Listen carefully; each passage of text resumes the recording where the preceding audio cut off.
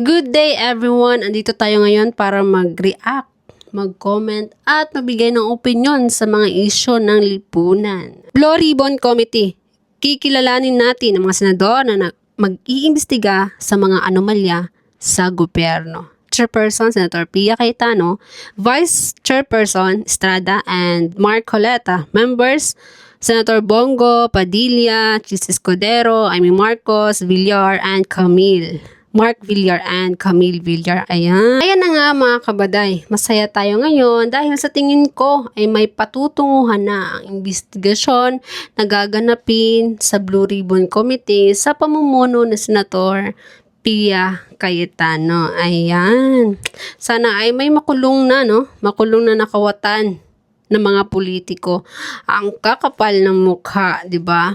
And this is really a good news mga kabaday. And I believe hindi na mapagtakpan ng mga kung sino man kung tuloy-tuloy na ang investigasyon nila. Question nga ni Senator Lacson, no? Gusto niya maibalik daw ang dignidad, integridad, integrity, tiwala ng mga tao sa Senado. Alam mo sir, nung ikaw pang humawak ng Blue Ribbon Committee, ano ang ginawa mo? Pinagtakpan mo lahat. Hindi malaman kung saan patungo ang investigasyon mo. Left, right, right, left, right. Walang go, go, go. At nag-go ka nga pero partial result lang naman yung binigay mo sa Supreme Court. So kaya binasura ito. Yan, alam mo sir, sa madaling salita, wala kang bayag. Hindi mo makuha na patawag si Martin Romualdez. Sabi nga niya, diba, how can I be a mastermind? How can I be a mastermind? Sabi niya doon, diba? Madami nga daw siyang alam pero hindi mo pinatawag. Pagkakataon mo na sana yun, sir. Yun. Ganon nga. Kaya nawala ng tiwala mga tao sa'yo.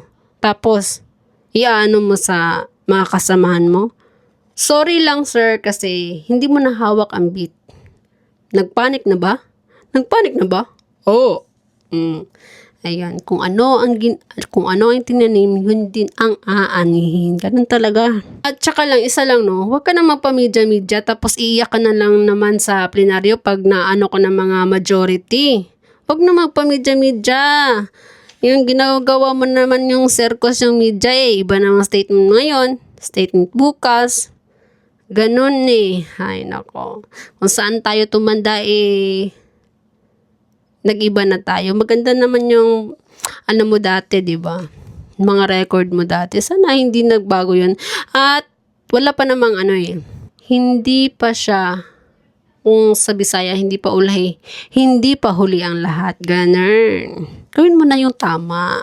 Payo ko lang sa'yo, gawin mo na ang tama. Mga baday, no, hindi tayo titigil. Hindi tayo hihinto na magdaldal dito sa ating YouTube channel, Badayfly PH. Hindi tayo titigil hanggat walang makulong. Walang makulong kontraktor. Hindi makulong ang mastermind o ang big fish. Hindi tayo titigil. Dapat tayong magalit. Ganun. Huwag tayong maniwala sa mga diversion tactic ng mainstream media. Kaya nga ako ay nakapagdesisyon na mag-vlog dahil hindi na talaga maganda. Lahat, kadalasan talaga na mainstream media parang bias na talaga. Alam nyo ba, puros Duterte, Duterte, Duterte. Yan, ganyan si Duterte, ganito si Duterte. Mga anomalya. Isa lang, in-interview si isang beses lang. Pero hindi na yan inuulit-ulit. Pero pag magsalita ka about sa Duterte, ilang buwan pa yan bago matapos. Yan lagi ang headline nila. Ganun. Kaya wag tayong titigil mga kabaday ha. Wag tayong tutukan natin ito mga kabaday. At dito lang muna ako ang inyong Badayfly PH. Don't forget to subscribe my YouTube channel and my Facebook channel and my Facebook. Ayan. Ciao!